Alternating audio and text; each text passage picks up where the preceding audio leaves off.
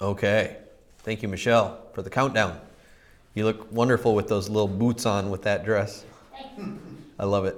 It's actually kind of fun. And it's slippery. Yes, it is cold and slippery. Hello, everybody. Hi, Internet. Welcome to Broken and Remade. Today's lesson, we're going to start in Matthew chapter 5. I spend a lot of time, I was talking to somebody in here about spending a lot of time in Matthew chapter 5 through 8, right around that area. I mean, I spend a lot of time in the Bible, of course, but this is the Sermon on the Mount. This is where Jesus took up his disciples into the, up onto the mountain and taught them some very important things about the kingdom of God and some things that really strike me as so important to listen to and the way I handle things in my life.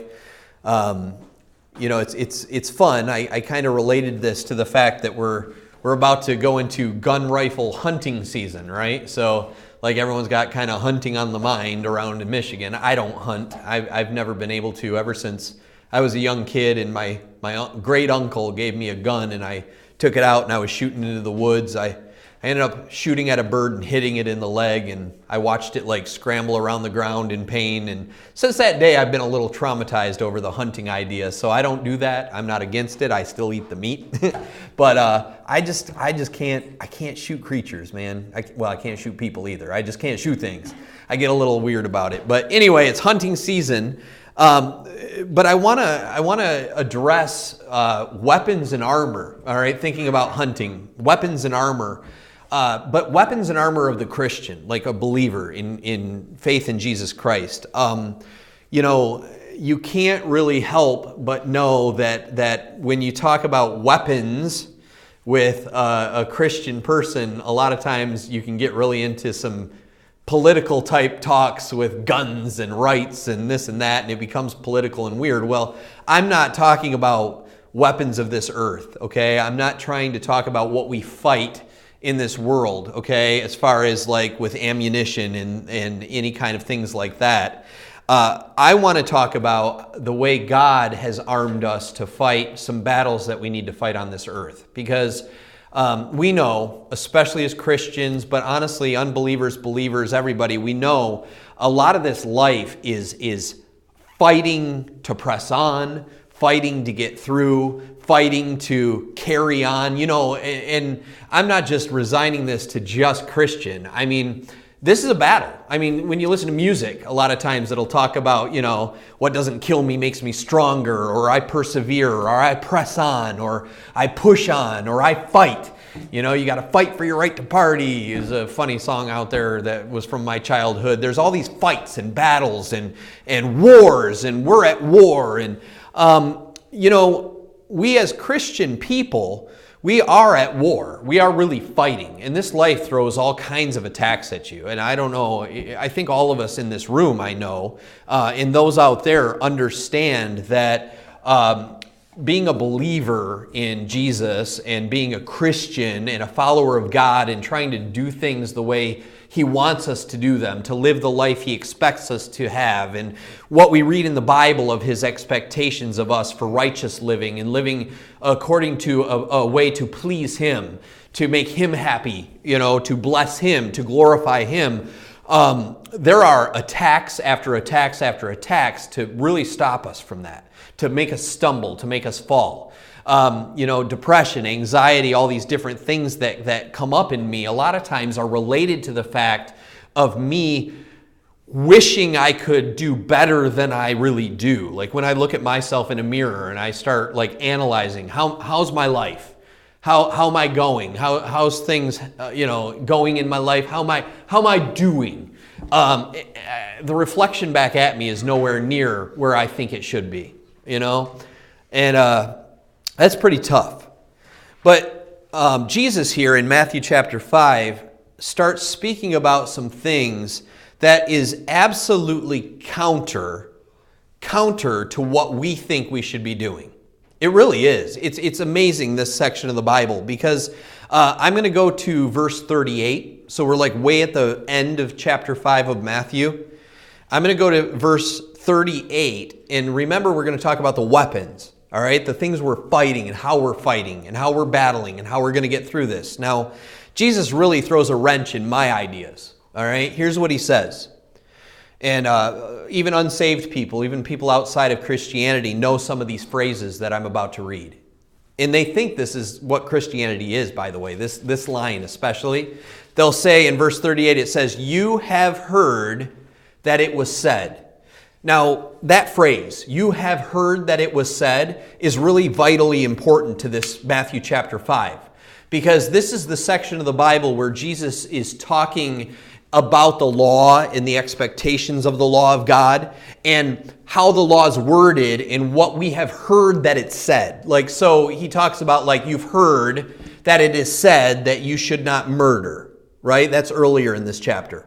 But I say to you that if you even look after somebody and you're angry, you've already murdered them. Like, so he's trying to break that down. Like, listen, I know you've heard it said this way, but let me explain to you how I want you to think about it. That's what Jesus is doing here. So he's altering our thoughts a little bit on some of these things. He's like, you've heard that it has been said that you should not commit adultery, right? And whether we're saved Christian people or out in the regular world, we all know there's something wrong with cheating on a spouse. We know about this stuff and we understand it's wrong, but Jesus breaks it down, and what does he say about it? He's like, well, if you've already looked at a woman to lust after her, like you've even had those thoughts, well, guilty, right? You've already become an adulterer. He's setting a higher standard. Like, it's pretty amazing, that Jesus' standard is like extreme. Because, yeah, I lust. Yeah, I get angry. Yeah, I have these issues. So here, when he says this, he's like, you have heard that it was said. We're about to hear what we learn about. It says, an eye for an eye and a tooth for a tooth. You ever hear that phrase used? Even by unbelievers. They're like, well, you Christian people, you're like all eye for an eye and tooth for a tooth. And they put that on us. Like, that's how we act in churches. Like, well, you pay people back for what they've done. You got to have even. It's eye for an eye, tooth for a tooth. Unbelieving people, non-saved people, people outside the church, they live by that motto sometimes. Well, an eye for an eye and a tooth for a tooth. That's justice. That's the way it should be, right? And Jesus is about to show us that's a man concept. That's what we think it's supposed to be like. And then he really tears into me on this one, because this is hard section of Bible for me. But there's a lot of healing in this section of the Bible on how we live our lives and how God can bless us, all right? Here's the idea. But I tell you in verse 39, not to resist an evil person. What a phrase.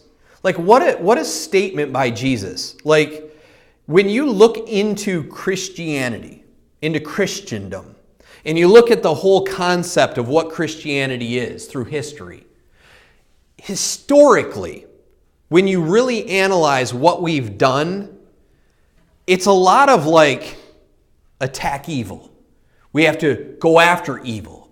We have to fight evil. We have to viciously annihilate evil. That is what the Christian's job is. We have to make sure we put down the evil ones and get rid of evil out of this world and rah. Well, Jesus here says, well, listen, I'm going to tell you this. Don't even resist an evil person. That's weird. That's strange to our minds. That doesn't make sense to me. And it says, but whoever slaps you on your right cheek, turn the other to him also. We've heard that phrase, turn the other cheek. Even the unsaved world, the non-believers, they'll use that. Well, turn the other cheek. Do we actually live this way? Do we? Do we fight back? Do we attack back? Do we defend ourselves? Do we try to explain why we have to defend ourselves? Do we say, well, it's my responsibility to defend my family? What do we say? How do we live? Are we really, truly living the way Jesus is teaching through these verses? And I'm going to go on. But really think about that as I'm teaching this. Are you actually living this way? And it says, verse 40, if anyone wants to sue you and take your tunic, let him take your cloak also. Think about that one. Like, really think about that. I know we've heard these verses a lot, and you can learn these verses a lot and read them a lot, but really think about that. Someone comes after you and they sue you for anything and say, I'm going to take this from you. Your mindset, your idea, the way you're supposed to react and respond is what? Punch him in the mouth? Get a lawyer up and defend? What is it according to Jesus? Well, you want my shirt? Here. How about you take my coat also? Like, that is not how we live oftentimes. It's just not. And it says, verse 41, and whoever compels you to go 1 mile, go with him 2. All right, and there's historically some stuff here where Hebrew people were asked by Roman soldiers sometimes to carry their burden, and those people would be required to go 1 mile, but they would be allowed to drop the carrying, whatever they were carrying after the 1 mile. And Jesus is like, if someone asks you to do that, just keep on going with them. Come on, I'll take it another mile with you. Let's go. Think about that attitude. Think about that mindset, okay? So here, it says, verse 42, give to him who asks you, and from him who wants to borrow from you, do not turn away. Boy, that's a tough one for me. Well, what if it's a homeless person? I mean, what if I think they're going to do something with that money they shouldn't? What if I know they go to a lot of people and ask them for money? I mean, come on. I really shouldn't be doing this. This isn't the way I should live, right? I got to protect myself. What's mine is mine. And I know that guy's going to misuse it. No, Jesus is like, listen, if someone's trying to ask you for something, let him. This is not easy. Here's what it says. Verse 43, he's going to say another one of those phrases. Ready? You have heard that it was said, you shall love your neighbor. But listen to this and hate your enemy. You ever hear love your neighbor as yourself? That's a phrase we use, and it's also the way Jesus taught. Jesus said, listen, there are 2 very important commands from God that fulfill all the law. One is love the Lord your God with all your heart, all your soul, and all your mind. Don't worship idols, just him. And secondly, love your neighbor as yourself. And that's when someone asks him, remember, well, who's my neighbor? And Jesus goes into a story about the Samaritan, the Good Samaritan. Remember, there was a man that was left for, dead on the side of the road. People of his own nation passed by him, and a priest from his area went by him. But a Samaritan, who was absolutely a bitter enemy, someone who should not be interacting with the Jews, he runs over and helps him, right? Isn't that the story of the Good Samaritan? And he puts him up into an inn, pays the money, and then leaves and says, but I'm going to come back and check on him when I'm coming back through to make sure he's okay. And the idea there is Jesus is teaching this idea of if you love those you're supposed to love, that's one thing. But if you love those you're not supposed to love, that's a whole different thing. And that's something God is trying to teach us, okay, about love. And it says, love your neighbor and hate your enemy is what we've heard. That's what we think we're supposed to do. And doggone, do churches do that well? Don't we? Churches do that really well. You know who the church's enemy is, and the church will yell about who their enemy is, and they will scream about who their enemy is, and they will have this heart behind their statements of hatred and destruction. It's not about crying out for them, pleading for them, praying for them, loving on them, telling them that, listen, if you would just turn to Jesus, this is the way. It's not that kind of spirit behind it. It's an angry, frustrating, aggressive spirit that a lot of us hold when we're in churches. And we cannot do that. That's false. That's fake. That's not what God wants us to do. So here's what he says.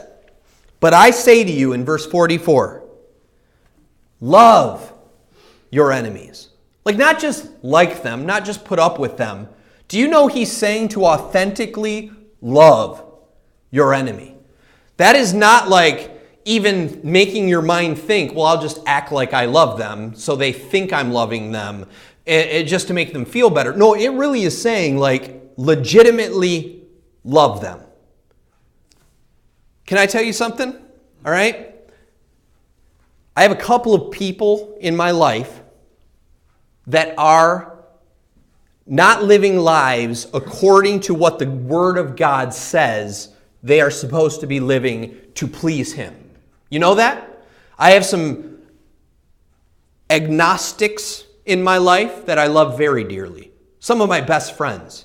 I have atheists who hate my God and have told me such that I actually love, like really authentically love. There's one guy in particular I work with that he still bugs me about, when are we going to get together again? I want to hang out with you again. I want to spend time with you. And we talked about God. We talked about Jesus. He wants to have that talk. He wants to continue this. And I authentically love him. I don't just say, yeah, I just want to hang out with him because he's a poor sinner and I hope he finds Jesus. That's not even close to what I'm doing. I love this man. I love these people. Do you know why I love them? Because all of us are sinners and come short of the glory of God. And I love the fact that Jesus has died for them too. And that's what he's calling us to have the mindset of. And I'll tell you something. Part of our healing process and part of our brokenness is if people authentically lived this way toward us, we'd have a lot less scars in our life. Like if people authentically loved you and actually did, with authentic love, spend time with you versus just forcing themselves or acting like it or playing you for a time or a season. You've had those friends, the people that have come and gone that were there for a time and it almost was convenient for them. Like it wasn't authentic love. They didn't stick around. They didn't serve. They didn't help. They didn't do that. And if I had more of that in my life, it would have helped me. And it will help you. And that's how we need to help others. And so here, one of our weapons is authentic, true love. The love that made Jesus kneel down on the ground and wipe the feet of sinners. The love that allowed Jesus to look down on the prostitute that broke open the oil box and started rubbing her feet with her hair. You remember the Pharisees looking down like, if you knew who that woman was washing your feet, you would never let her do that. Do you know what Jesus did? Loved her and led her and spent time with her. The Jesus that sat with sinners and they called him a winebibber, a drunkard. He's a friend of sinners. Look at this guy. He's authentically spending time with them. He's loving them. That's sick to them. That's sick to them. Prostitutes being loved? Are you kidding me? Harlots? Yeah. The adulterous woman that was laid before Jesus' feet, naked, found in bed with another man. Our law says we should stone her. What do we do, Jesus? What did he do? He wrote some stuff in the sand, said whoever has no sin, go ahead and cast the first stone. They all left. What did he do? He lifted her up. It said, your sins are forgiven. Go sin no more. Like I don't accuse you, Jesus said. That's love. Like that's examples of love. There are so many unbelieving people in the world that wish we were like our Jesus. They love our Jesus. They're like, man, if you Christians could be like Jesus, that'd make a whole lot more sense to me. And here's the problem with the world right now. Us Christians have forgotten how to shine God's light. We've forgotten. We get in the way. We get in the way because we think we have to do God's job for him. We have to fight sin. We have to attack the sinners. We have to take a stand. We have to make a statement. What did the disciples do with the Roman government back in the day? They went city to city, talking to people about the love of Jesus, the grace, the mercy, the gift that was given to all the world. Well, didn't they fight Caesar? Didn't they attack the government? No, they didn't. Well, didn't they go in and storm the cities and stop everybody from sinning and yelling about adultery and yelling about their crimes and saying you're a dirty sinner, you're a rotten sinner? Did they do that in the Bible? Is that what I see they were doing? No. City to city, house to house, showing people the light of Jesus. What was the light of Jesus? Grace, mercy, forgiveness, love. These are the weapons that we have been given to attack this world. I'm not storming the gates of hell. I'm shining the light of Jesus. And if I don't shine the light of Jesus, there is absolutely no way to battle the demons and the demonic things in this world. There is no way. Because if you're not reflecting Jesus and you're trying to do it in your own power, through your own might, through your own, you will be devoured and destroyed by the evil one. You will.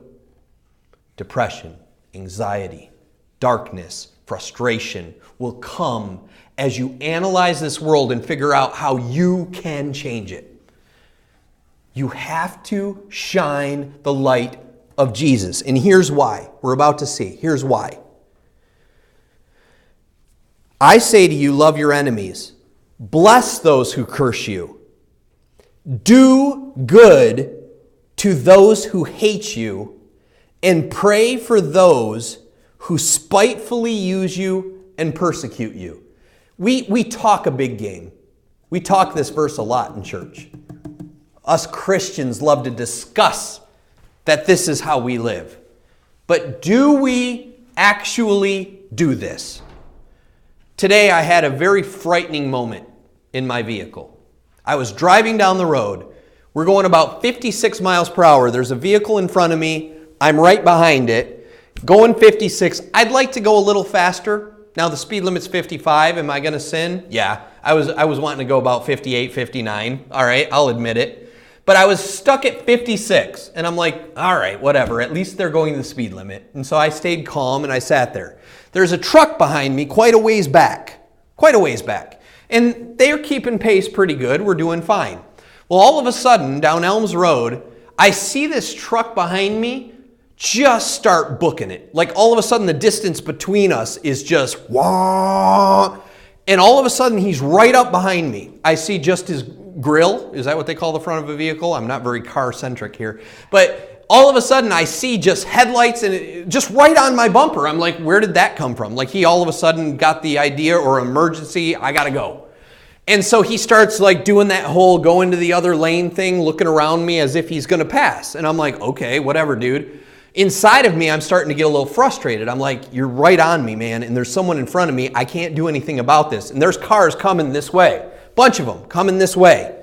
And so here I am stuck going, I don't know what you're going to do, man. Don't go. Don't go. Well, let me tell you something. Here's what he did. He thought he had his gap and he took off. He was going to pass the two cars. He whips over and just hits it. And I'm like, here's where the inner talk happened, right? You know what I wanted to do at that point? I want to run him right off the road. I wanted to close the gap with the car in front of me and be like, good luck, buddy. And then, you know what else happened inside this brain? I was thinking, man, I sure hope there's not room for him to make it. That's honest truth. I was like thinking in my brain, you know how us humans, the way we react inside, the evil that we are? I'm like, I hope he doesn't make it. Well, guess what happened? All of a sudden, I realize he's not going to make it.